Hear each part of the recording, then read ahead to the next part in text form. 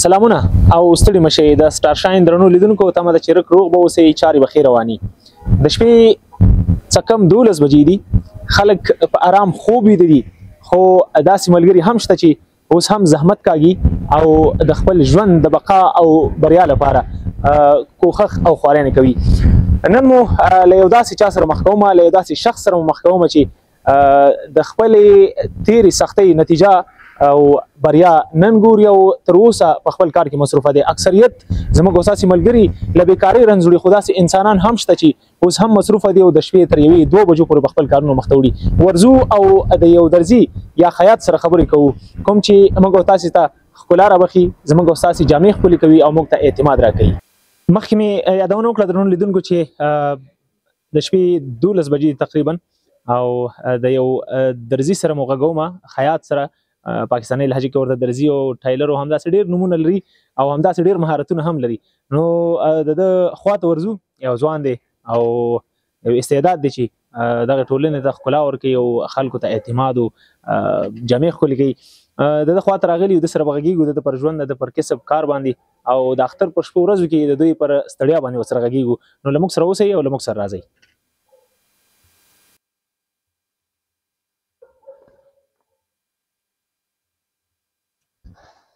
السلام علیکم استاد محترم وعلیکم السلام خوب هستین پیاده ساتمان ډېر زیاته مننه استاد محترم ښه کارونه ښه روان دي شکر په الله خداوند است هزار بار شکر خدا را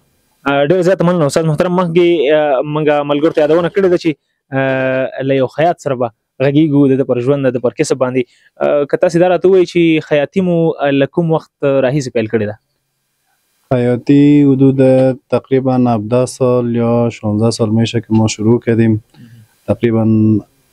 6 سال یا 7 سال شاگردی کردیم خدا را هزار بار شکر راضی هستیم از کار ما تقریبا شپږ کاله شاوخوا د شاګردي کړې ده او 9 کاله د استادۍ کېږي ډېر زیات وخت وشو شاګردي د له چا سره کړې وه شاگردی همراه استاد د مکریان بود استاد نثار نامش هستن همراه ازو کردیم استاد نثار کله چې شاګردي کوله د شاګردۍ وخت کې وهل او کم گزار مزار درته یاد شي گپا هست که زدن نباشه دیگه کار نمیشه که امو زدن است که مغزت است یا فکرت است کار میکنه مقصد وهل خو دې خوړلي وي شاګردۍ کې بغیر له وهلو زده کړه نه کېږي اوس تا سره چې کوم شاګردان دي زما همکار وی درنو لیدونکو ته وښایي دوی کې تا کوم یو ته وهل ورکړي تر اوسه والا کلشان نزدیم چرا نزدیم خب حتما دیگه یک کار غلطی از پیششون میشه لط میخورن دا چې خیاطي دي له ډېر وخت راهیسې پیل کړې ده تر اوسه پکې لګیا یې اوس هم دغه کسب ته دوام ورکړي همدغه کار دوام ورکړي داسې جالبه خاطره که دې راته ووایي چې تر اوسه در باندې داسې جالبه خاطره څه تېر شوي هر روز خاطره نو است هر روز تیر میشه لذیذ خاطره است خاطره میمانه گاهی خوب است گاهی خراب گاهی خوش است استاد محترم داسې ورځ راغلی ده چې دغه خي لستونه دي چپ ته دي چپ خي د ګنډلې یا د جب یو طرف ته بل طرف ته ګنډلې بسیار بسیار گپا شده چرا نشده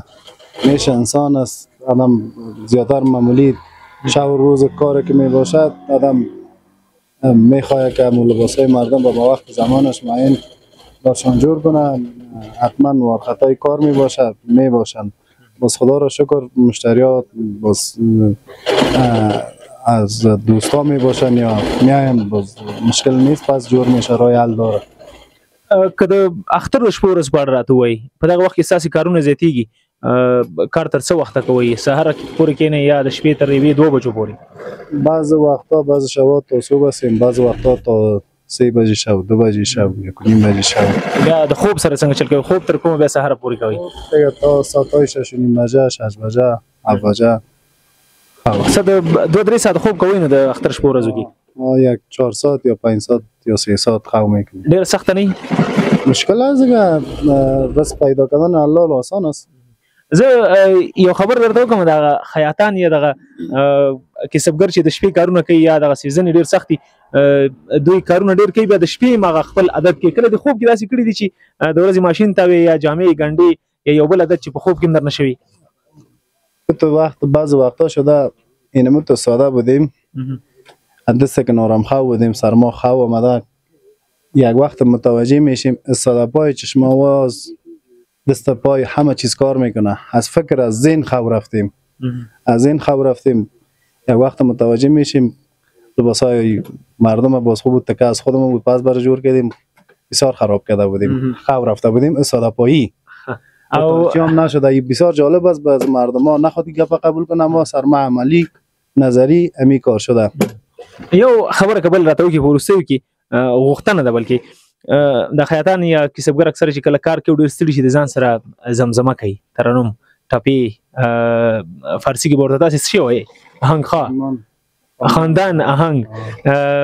ته دغه ټپې یا سندره کولی شي موږ ته یو څه زمزمه وکړي؟ والا بشیش اگه برات بگویم فکرات از جای نیست تو وقت آمدی که خودم در یادم نیست مورتی چه رقم خواندن کنم. بالکل ملګرو دا یو چې تاسو داسې وخت کې راغلي یو چې زموږ فکر کې هېڅ هم نشته دی په داسې وخت کې څنګه یو خواندن یا آهنګ تاسو ته ووایم